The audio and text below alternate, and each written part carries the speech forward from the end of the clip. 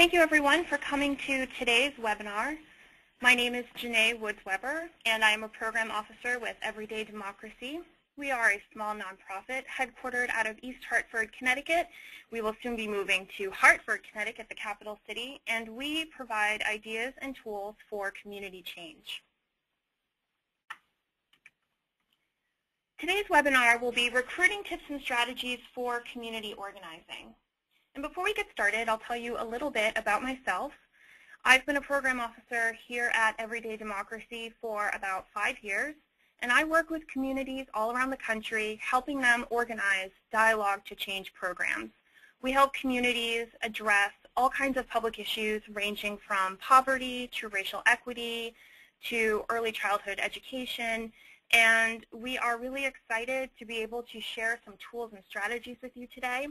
I will say as a caveat that a lot of the advice we share was originally designed for our Dialogue to Change program, which involves bringing together diverse groups of people to have meaningful conversations around an important public issue and then move to action together.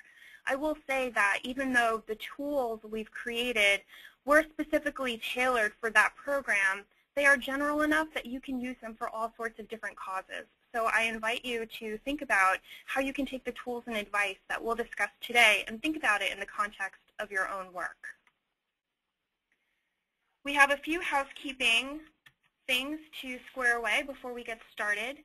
All of the participants are muted. We have discovered on past webinars that if everyone is not muted, then we have some feedback issues. So I apologize that we won't be able to speak to each other directly, but please do use the question box on the webinar to send a question at any time.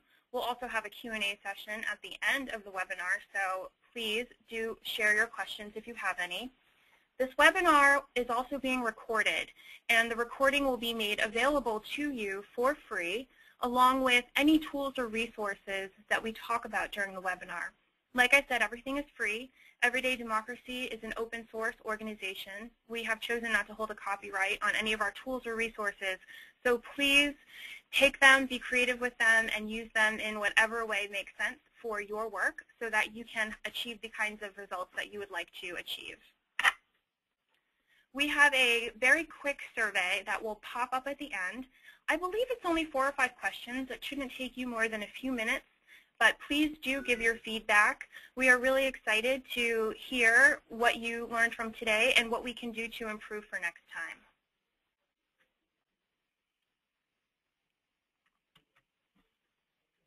So as I mentioned, the tools that we're going to talk about today for recruiting tips come from our Dialogue to Change program. And this is a quick diagram that shows what that whole program looks like. And for today, you'll see that there's the organizing phase, a dialogue phase, and an action phase. All of these things lead to community change. Now, the recruiting tips that we'll talk about today are particularly relevant to the organizing phase. This is where you and your coalition or your work group will set some goals for what you'd like to accomplish. You'll plan for how your action will take place, and you will think about recruiting participants and facilitators. We are going to talk specifically today about recruiting those participants and facilitators for your program.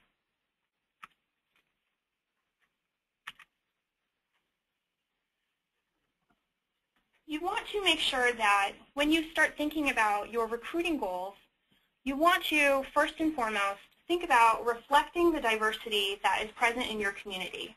In particular, you want to pay attention to making sure that you are inviting and engaging in a meaningful way any groups of people that have been disempowered or excluded from the decision-making process or excluded from participation in the past.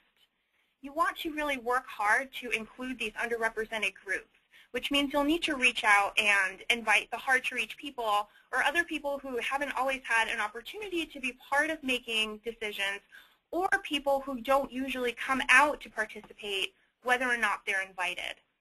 And when you're doing so, you want to make sure that you are using strategies that make sense for the groups of people that you're trying to recruit.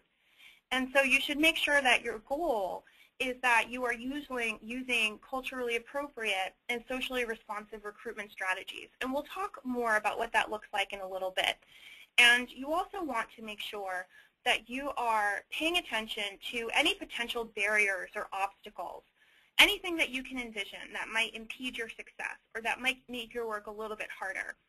Sit down and really be upfront about what those could be. Determine what groups or which people might be a barrier to success if you don't involve them from the start, or if you don't find ways to invite or include them or keep them in the loop about what's going on.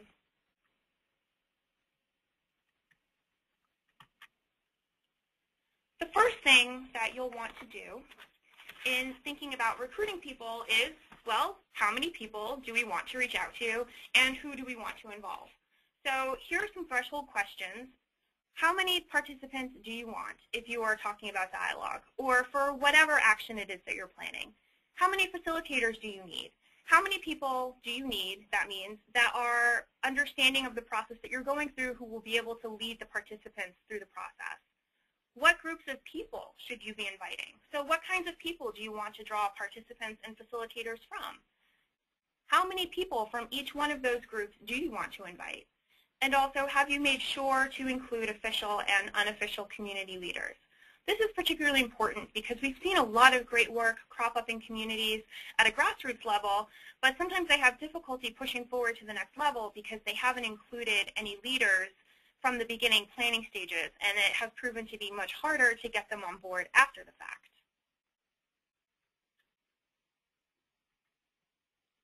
We have a quick exercise that you can go through to help you think about just how many people you need to invite to reach your goal for participation levels. Now, you're looking at this recruitment funnel here, and you probably see that there are specific numbers listed on here. These numbers are simply for the purposes of explaining this exercise to you. Every community will need to figure out your own numbers, so make your own estimate. And this is a general recruitment process that you can use for anything that you're trying to get people involved with in your community. And it's pretty simple. So the first thing you need to do is you want to think about, well, how many people do you want involved? And if you say, well, we want 15 people to ultimately be involved, well, then you need to think about how many people you need to have signed up to participate to actually get 15 people to show up. Because we all know, it's just like when you plan a party or when you plan any event, you'll get lots of people who RSVP but who don't actually show up for a variety of reasons. So you'll need to make sure that you have more people signed up than you expect to show up.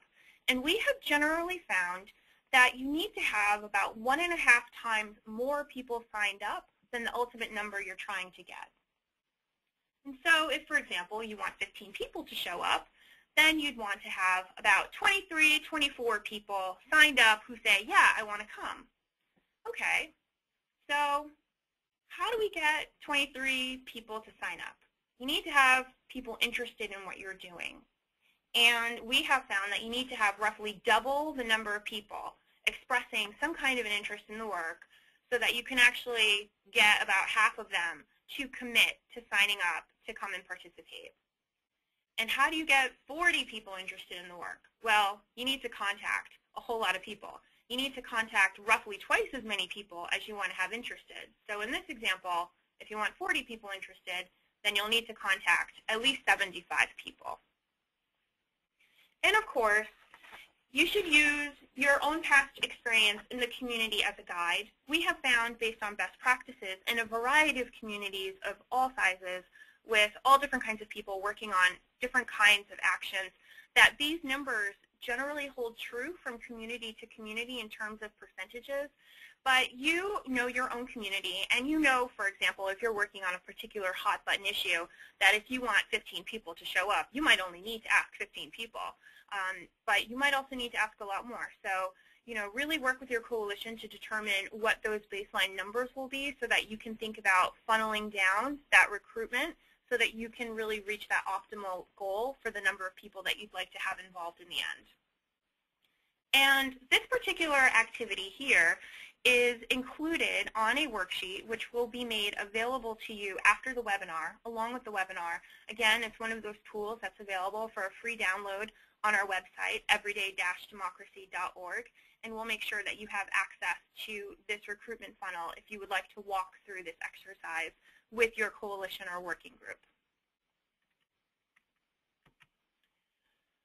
So, tips, some recruiting tips. How do we get those people interested once we started contacting them? How do we contact them? How do we pique their interest? Well, the first piece of advice that I can share with you is that about 70% of participants join because somebody that they trusted asked them to come and participate. For us, it would be to come and participate in a dialogue or to be a facilitator, but we have found this to be generally true for any kind of a cause. Most of the time, people only show up to events because somebody whose opinion they trusted, or somebody whose authority they trusted, or somebody whose viewpoints or perspectives they trusted invited them and said, hey, you really need to come to this. Your participation is meaningful. And that's why they went. And that's really important to think about because we'll talk a little bit later about the power of invitations, and we have found that person-to-person invitations are the most successful. So, like I mentioned, word of mouth is the best recruiting tool because people are most responsive when they're talking to a friend or a trusted colleague or a neighbor or somebody that they respect or recognize from the community. And you should know that it might not be enough for you to simply invite that person once or twice. Most people need to hear a message or an invitation 3 to 5 times before they'll act on it. And so you'll need to use multiple ways to get the word out. And one of the things that you can do to help get that word out, even if you're inviting people in 3 or 4 or 5 different ways, is to make sure that all of your invitations are based off of a vision statement. A vision statement is simply a statement that tells people why what you're working on is important, what kind of change you hope to accomplish, and what you think the community will look like if you achieve your goal. So for example, a simple vision statement might be hope for a better future through stronger community and family involvement. And you could message that in a few different ways to people to really pique their interest and to get them to work with you. And don't fret if you don't have a vision statement at the moment. We also have an exercise, I believe it is called How to Write a Vision Statement. It's about, I think it's a 50-minute exercise. It doesn't take very long. It's a 2 or 3-step process to really help you drill down and think very critically and meaningfully about the kind of change you're trying to create in your community and why people should be compelled to join your cause. And I invite you to go to the website and also to download that exercise because it will be very, very helpful for you, not only for recruiting purposes, but also for creating some communications materials to let people know about your work and to tell the story of the importance of your work.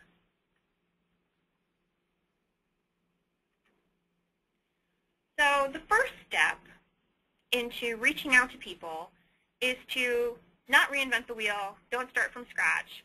Let's start with people we already know.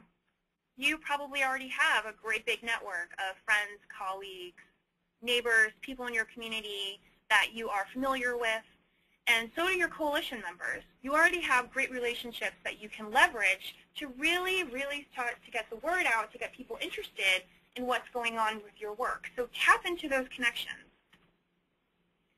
And the easiest way to do that is to ask every single person on your coalition to make a list of 10 people that they really want to invite, 10 people that they think would be beneficial to your cause. Make sure you get all of their contact information and then send them some invitations. And we have some examples of invitations that you can look at on our website. We have some sample flyers. We have sample emails, again, all available for free download. We'll make sure you have access to those resources. And once the coalition members make these lists of names, one thing that you should definitely do is make sure you go through and purge names that show up on too many lists, because it's really nice sometimes for someone in the community to get a couple of emails from a couple of different people talking about your cause, because then they know that it's got some traction. They're hearing about it from 2 different people they trust. But that situation can start to get a little bit sticky if one person's name shows up on 10 people's lists and all of a sudden their inbox or their voicemail is being cluttered up with all of these invitations from all of these different people. So there's a fine line between being really responsive to people and letting them know you really want them to participate and too much of a good thing. So just be mindful that there might be popular people in your community who participate in a lot of different causes who might show up on the list multiple times. And so make sure that you're really keeping track of who's reaching out to that person so that they don't get overwhelmed. And you always want to make sure that after you send out initial invitations, whether they be via email, text message, Facebook, face-to-face conversation, whatever it is, always follow up with a phone call or an email because, again, people often don't respond until they've heard an invitation 3 to 5 times. And make sure you're keeping track of which members of your working group have followed up with whom and what the response was and who hasn't replied yet. And that will start to help you get a good idea of how many people you've got so far and whether you're on track to reach your goals.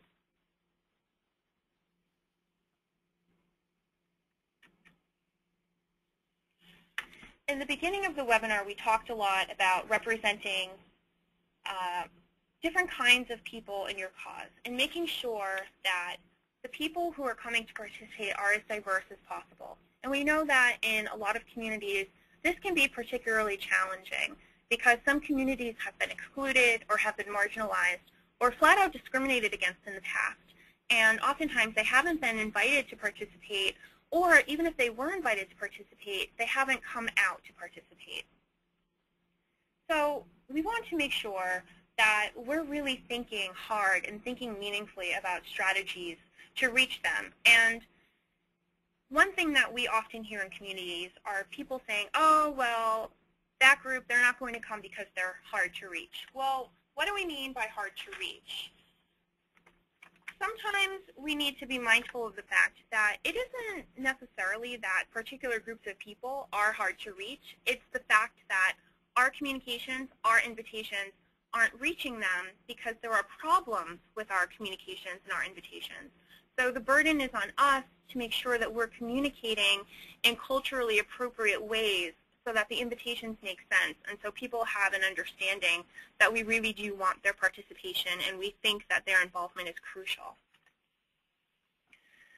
We have an activity to help you think about who are the people in your community, in particular who are underrepresented groups, the so-called hard-to-reach groups, because they might not already be represented in your coalition, and you want to make sure that you are being as diverse as possible.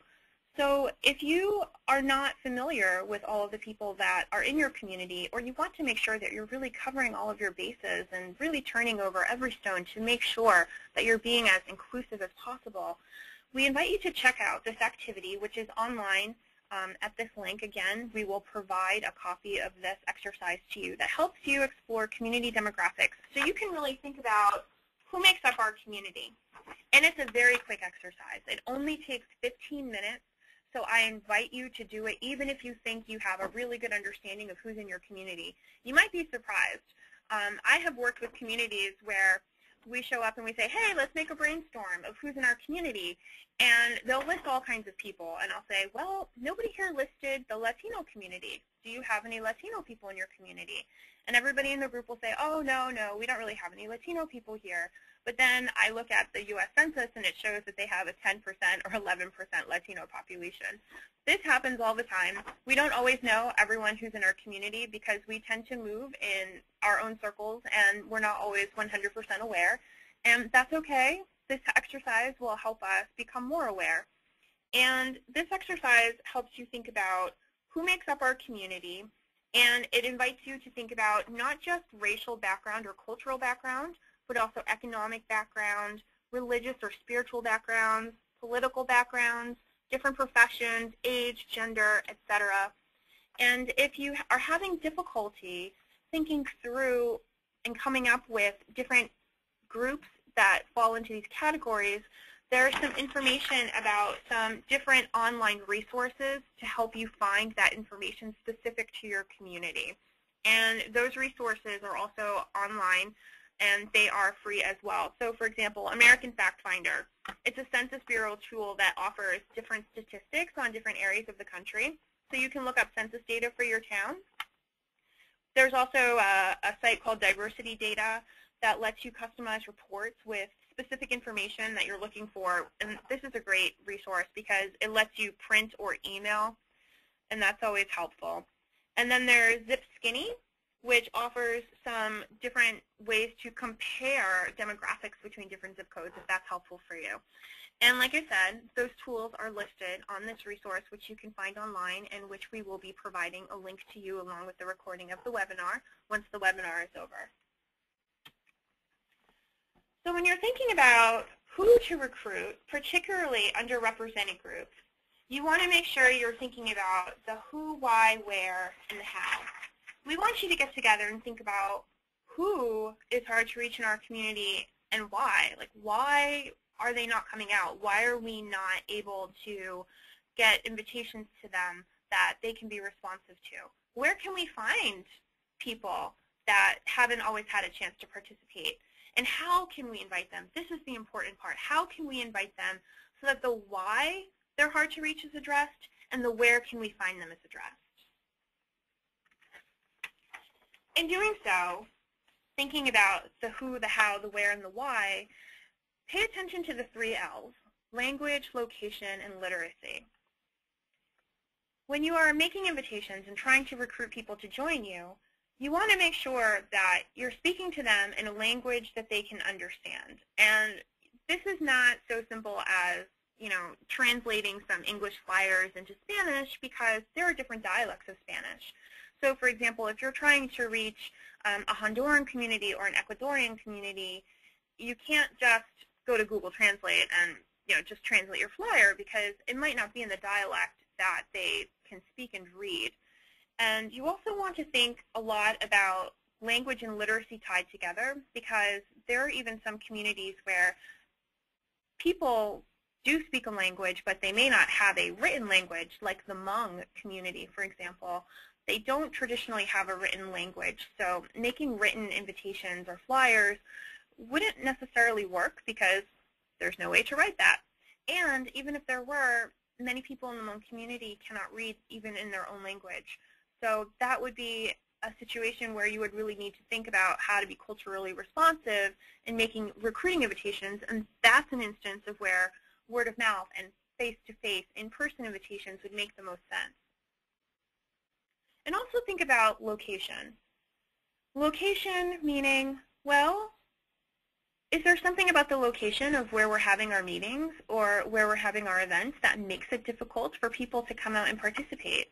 If you're in a community that is suburban or rural, think about whether the people that are underrepresented or hard to reach, maybe they don't have access to cars, maybe they don't have access to public transportation. That's a barrier for them. So you'll need to think about transportation in your recruiting strategy.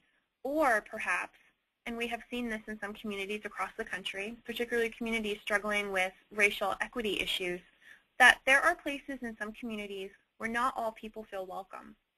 So when you're inviting people to come out and participate, pay a lot of attention to where you're meeting.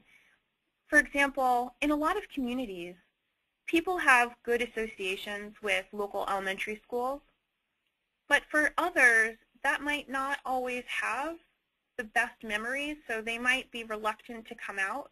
Or for example, meeting at a town hall. If you really want to appeal to people who are first-generation Americans or some communities where there are immigrant populations, they may feel uncomfortable coming to town hall.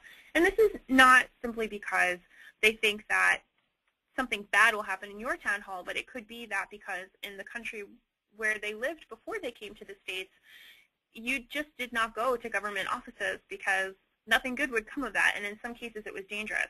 So you need to be mindful of where you are inviting people to meet, because you want to make sure that it's a place where everyone can feel welcome and as safe as possible.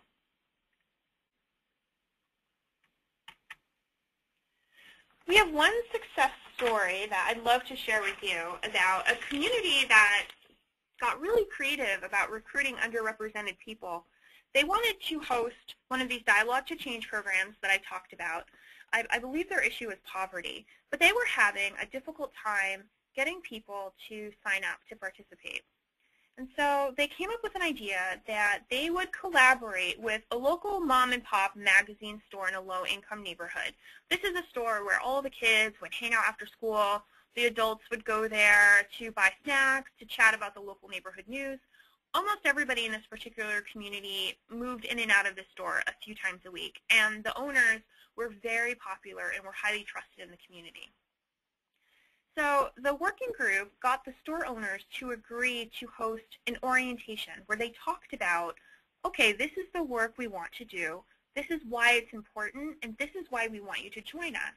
And they invited people who were customers in the store to participate in a sample dialogue so that they could get a chance to try it out in a setting that they felt safe in, where they were familiar, surrounded by friends and acquaintances from their community. The store owners also put up flyers in the window, and they handed out flyers to customers who were coming in to buy coffee or newspaper. And in the end, the group got more than 50 people to come and participate, which was great because initially they had 0. And after they got that initial participation, that got even more attention from people in the community. And so they branched out and they used that same technique at other stores in the local mall, at some other businesses and organizations around the community. And in some of those places, the managers would often let the employees take an hour or so out of their workday or during their break to also work on the action. And they often provided snacks and food because, you know, we all know if you provide snacks and food, people will come. But that's a really great success story on recruiting people, and how sometimes you really need to join forces with people who are in the area where you're trying to recruit people. You want to make sure that you're teaming up with people who are respected and who have some clout in the neighborhood and are really able to provide you with some goodwill that you can capitalize on to get people excited about your cause. Another great story that I have to share about a community that this is probably one of the most creative recruiting strategies I think I've ever heard. They thought outside the box. Like literally, they thought outside a pizza box. They were having trouble getting the word out and getting people to participate, so they talked to a local pizza company. It was a neighborhood pizza place. Everybody got their pizza from there. And they got the pizza company to agree to staple a flyer advertising their cause to every single pizza box that went out of the shop. And I just think that's brilliant. And that's an idea that you can easily scale up. If you've got Chinese or Thai or Vietnamese place in your community that everybody orders from, ask if they'll staple a flyer to a bag. Is there a burger joint that all the college kids love to go to? Ask if you can put some flyers on the table. Ask if you can hang some flyers in the window. When you are able to really spread the word in places where people are already going, especially when you can use a little bit of work by other people, you know, so for example, you wouldn't have to be there actually stapling the flyers onto the pizza boxes. One of the employees at the pizza shop might do that for you. So that's a great way to leverage not only your personal time but also your resources, and it's a way to get some buy-in from the community and to get a little extra advertising. And when it goes well, it works out great for you and also great for the pizza company that has decided to help you out.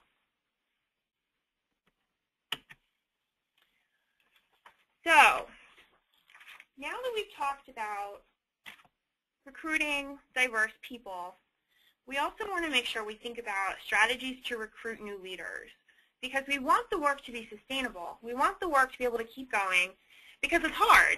And it's easier when you have lots of people to share the work, and it also helps you get new ideas to help you move forward.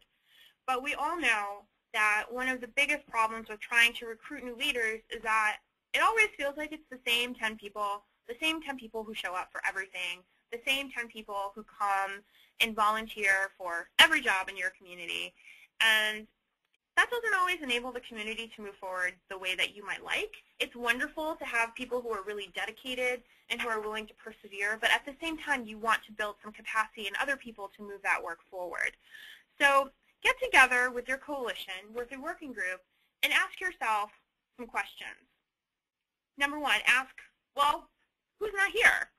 And, you know, refer back to the list you made of all those people that make up your community when you're looking at your community demographics and think, okay, well, who is not represented on our coalition, and what leaders do we want to help build up from those communities to come help us do this work?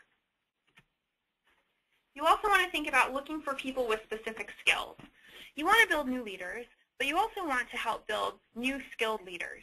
So for example, if you really want to launch a great communications campaign, but nobody on your team is really savvy about social media, you definitely want to find somebody who has specific skills with social media. You want somebody who knows how to put together Facebook pages, somebody who's a great tweeter, somebody who knows how Snapchat and Instagram and all those things work.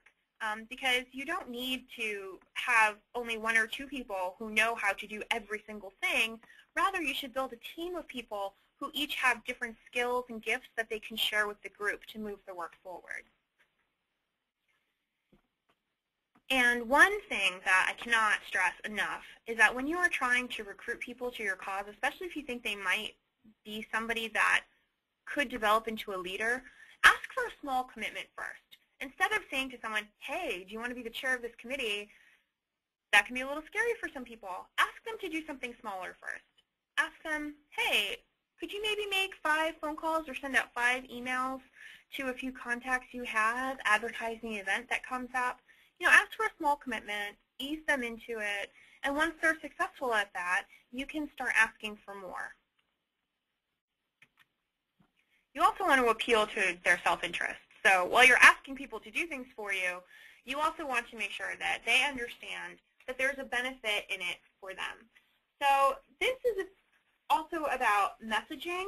You want people to understand why it's important that they should participate and what the benefit to them will be. So for example, you might say, oh, well, you're a parent. You really want to come out to hear this rally about the achievement gap, or you really want to come to participate in this conversation about access to early childhood education because you have children that you care for in your life, and I know this issue is important to you. Or you might say, hey, you're a local business owner. Do you know why the opportunity gap is important to you, or why it's important for us to have strong early childhood education in our community? Do you know how that impacts your business? Why don't you come and participate so that we can get your perspective on it and so we can share information?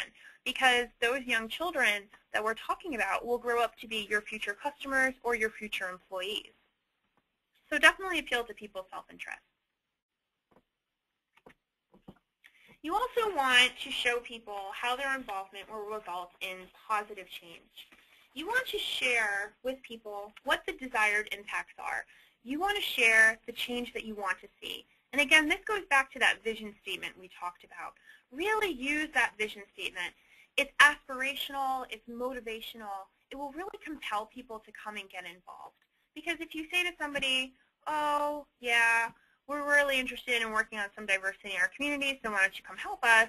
That's great, and some people might jump at that opportunity. But if you say to somebody, you know what, we're really thinking about how our community is changing, and we want to make sure that we remain a vibrant community that has a strong economy for all of the people and that we provide great education for the students that live here in the community.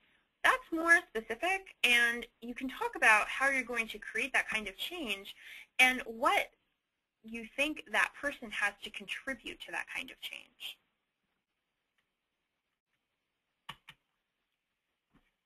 You also want to make sure that you are clearly defining the task. When you are asking someone to participate, particularly in a leadership capacity, you want to make sure they know exactly what it is that they're supposed to be doing. And you want to say things like, oh, I need you to make 10 telephone calls, or I need you to create a flyer. I need you to find a location for us to hold a 2-hour meeting.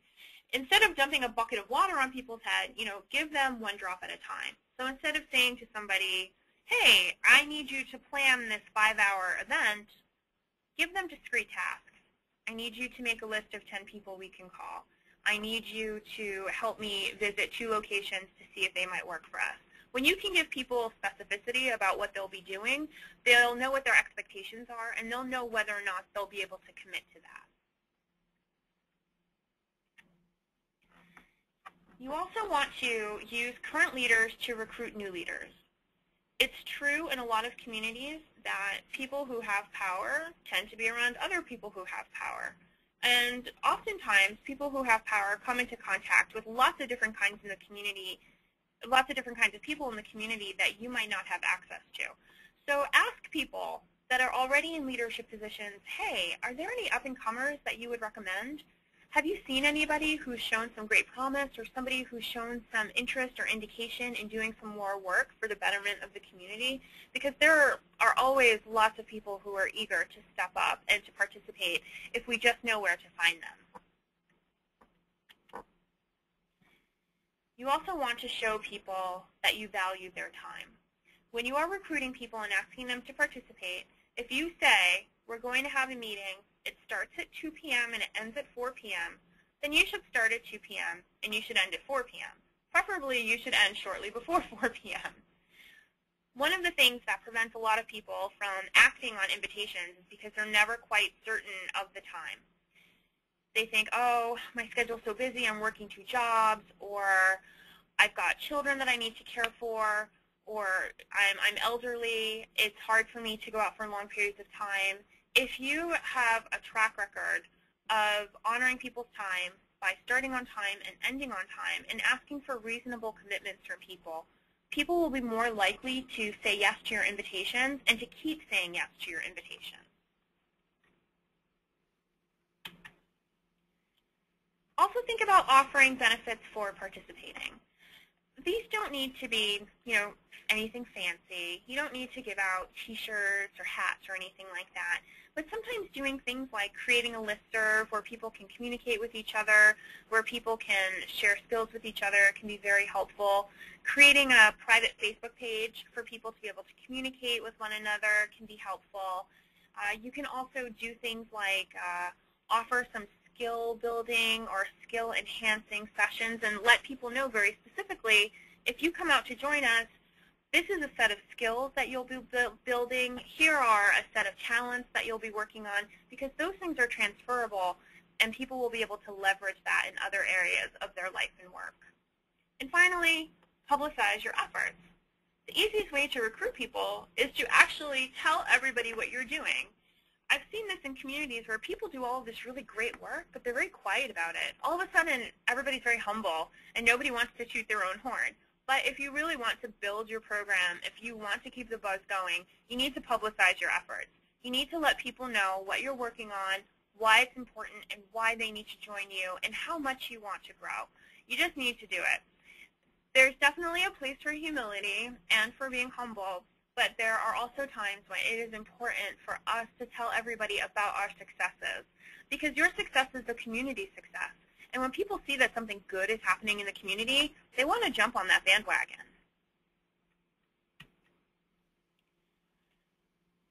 So basically, we've given you a lot of information here, but what it boils down to is you really want to be able to communicate to people that they are important.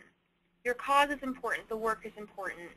The people are important. The people are what make it worthwhile. The people are what make it meaningful.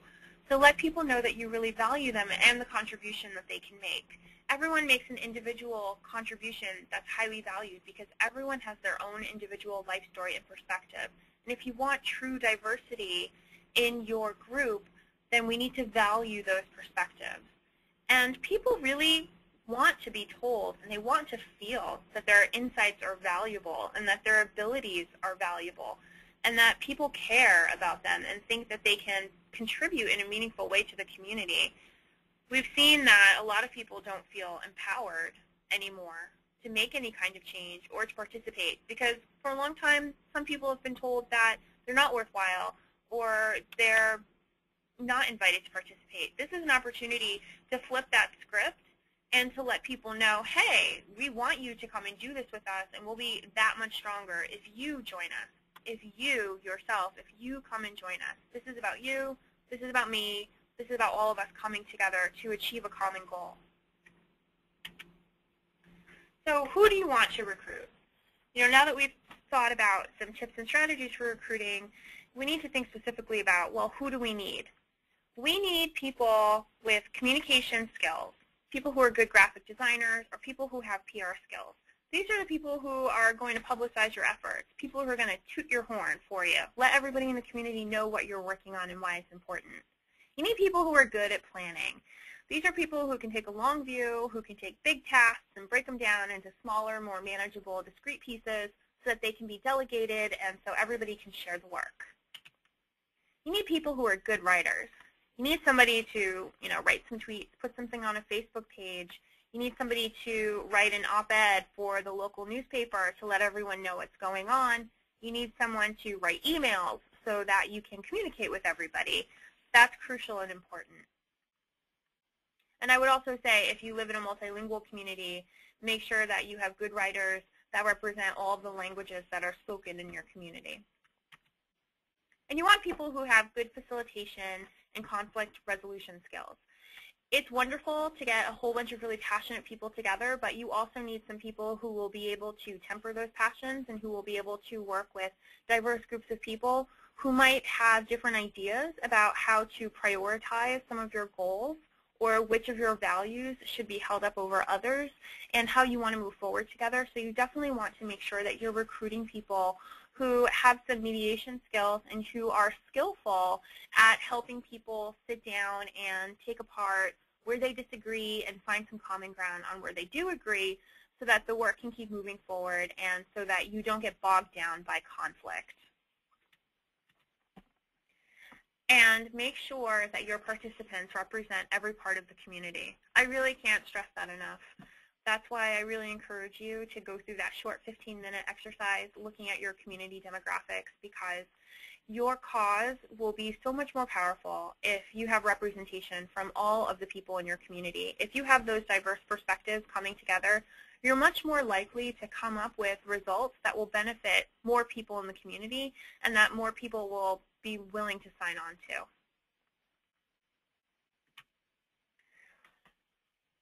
So that concludes the information portion of the webinar. If anybody has any questions, please feel free to type them into the question box. I hope that you can see that. And I know that sometimes people need a little bit longer time to process. So if you can't think of a question right now, that's okay. You can always email me. My email address is on our website. If you go to www.everyday-democracy.org and you click on the link, I think it says Staff and Associates, you'll find me, Janae Woods-Weber, on there, and you can send me an email. My email address is jwoodsweber@everyday-democracy.org, so feel free to send me an email if you have a question. And I've also got lots of other tools and information that we didn't go over on this webinar. So if you are thinking of something that you're still wondering about, we can definitely look through what we've got here in the office in our system to help you figure out the answer for what you need. Oh, I see a question here from Rosa. It says, what about leaders who turn people away from wanting to lead? That's a very good question, Rosa, and we could have a whole hour-long webinar just on that. That's a tricky one because you don't want to alienate people who have stepped up to be leaders, but also as coalition members, it's your responsibility to hold each other accountable for upholding the values and principles of how you'd like to work together. So one of the things that you can do with leaders is you can sit down and you can talk about ground rules for working together. What are some values and principles that you would like to share in your organization so that you can move that work forward? You can also lead by example. You can also ask to have conversations with people and say, what do you think the impact was of what you just did, or what was your intention? And really sit down and talk it through with people. But I do think that one of the initial things that you can do is to sit down and have a conversation as a group with the leaders and have everybody think about how you want to hold each other accountable to bringing in new people and to working together in the group. So that way, when people start to veer away from those guidelines, you can say, hey, that's not how we agreed that we would work with each other or how we would treat one another. Let's take a step back and reassess how we're working together, because we're actually turning people away instead of being more inclusive and drawing them in. Thanks for your question, Rosa. And if I didn't quite answer it, please feel free to reach out to me personally. I see a question here from people asking about how to access the different activities about the community demographics and the data. Those websites will be included on the worksheets and on the exercises that will be available for you to print and download. They will be posted to our website along with a copy of this webinar, or rather a recording of this webinar, I should say. And we'll make sure that you get access to those so you can see where the links are. And as I mentioned before, in case you didn't hear it if you came on late, all of our tools and resources are open source. We're not holding a copyright on anything, so they're free. They're available for you to download and to use and adapt in any way that you would like that makes sense for your work, so please do so. Let's see if we have any other questions.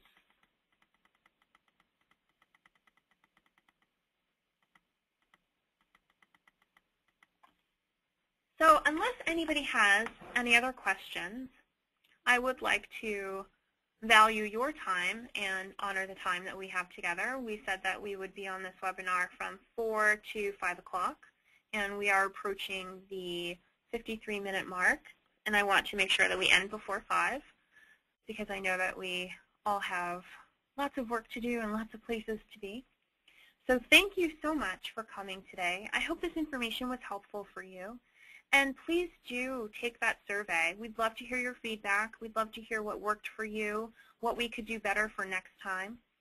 So please do, and we are always here. Just reach out for us. We have lots of ideas and tools for community change. We'd love to hear from you and hear what you're working on in your community and see if there are ways that we could collaborate together. We have lots of tools for you to use. We have a great process that might be helpful for you. And I wish you the best of luck, and I hope to hear from you soon. Thank you so much for attending today's webinar. Goodbye, everybody.